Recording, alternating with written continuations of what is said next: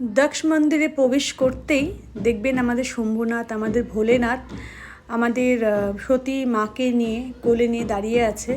যখন সতী মা দেহত্যাগ করেছিল, যেভাবে কোলে নিয়ে তাণ্ডব করেছিল সতী মাকে, সেরকম করে দাঁড়িয়ে আছে।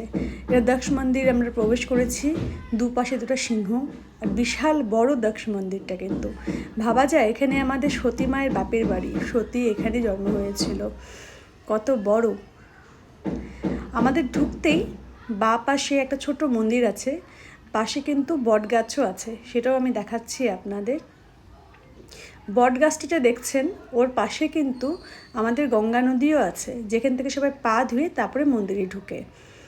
আর এই যে আপনারা শিব শম্ভুকে দেখছেন, ভোলেনাথকে দেখছেন, এই ভোলেনাথ কিন্তু এখানে এসে দাঁড়িয়েছিল। যখন আমাদের সতী দেহত্যাগ করেছিল তখন কিন্তু প্রথম এখানে এসে দাঁড়িয়েছিল, সেজন্য ওখানে শিব শম্ভুকে রাখা হয়েছে।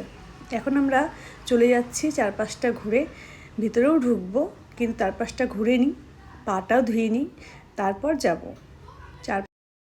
এখন আমরা চলে যাব গঙ্গা নদীতে। গঙ্গা নদীতে পা ধুয়ে তারপরে আমরা দক্ষ মন্দিরে প্রবেশ করব। আমরা কিন্তু পা ধুয়ে চলে আসলাম মন্দিরে। ঢুকতেই দেখবেন এখানে শিবশম্ভু, গঙ্গা মাইয়া আর হচ্ছে আমাদের মাতা রানীর এখানে কিন্তু মূর্তি আছে। খুব সুন্দর, খুব অপূর্ব। এরকম কিন্তু দেখা যায় না তিনজনকে একসাথে কোনো জায়গায়, একমাত্র দক্ষ মন্দিরেই আপনারা দেখতে পাবেন। এখন আমরা চলে এসেছি মেন জায়গায়। এখানে কিন্তু আমাদের সতী মা দেহত্যাগ করেছিল, সেটাই আমি দেখাচ্ছি। আর ভিতরে শিবশম্ভু কিন্তু নিজে প্রকট হয়েছে, সেটা কিন্তু আমি ভিডিও করতে পারবো না, অ্যালাউ নেই। এই সেই জায়গা যেখানে ছিল আমাদের সতী মায়ের বাপের বাড়ি। এটা কিন্তু সতী মায়ের বাবার বাড়ি। এখানে তো দক্ষের বাড়ি ছিল, সবাই জানে দক্ষ সতী মায়ের বাবা হয়। আর সতী মাই কিন্তু এখানে কিন্তু দেহত্যাগ করেছিল, সেই জায়গাগুলো কিন্তু আমি দেখিয়েছি আপনাদের। এই দক্ষ মন্দির আমি আপনাদের দর্শন করালাম।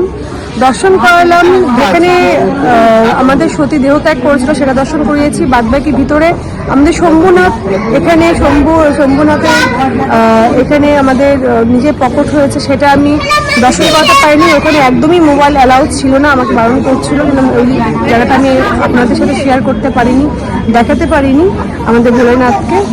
বাদবাকি যতটুকু পেয়েছি আমি শেয়ার করেছি আপনাদের সাথে। আপনারা দেখবেন, দর্শন করবেন, প্রণাম করবেন, আশীর্বাদ নেবেন। আমরা কিন্তু সবাই ঘুরে চলে এসেছি সব মন্দির দর্শন করেছি। আমাদের মনসা মন্দির, চণ্ডী মাতার মন্দির, দক্ষ মন্দির সব দর্শন হয়ে গেছে। কিন্তু এত ভিড় ছিল, ভিড়ের মধ্যে আমি সন্ধ্যা আরতিটা তুলতে পারিনি। আমি নিজেই দর্শন করতে পেরেছিলাম দূর থেকে, সেজন্য আমি ওই ভিডিওটা করিনি। তো যতটুকু পেরেছি আমি করে কিন্তু শেয়ার করেছি। আপনারা কিন্তু দেখবেন, প্রণাম করবেন, আশীর্বাদ নেবেন। আর কালকে আমি যাব ঋষিকেশ, সেই ভিডিও আমি ছেড়ে দিব, আপনারা কিন্তু সকলেই দেখবেন।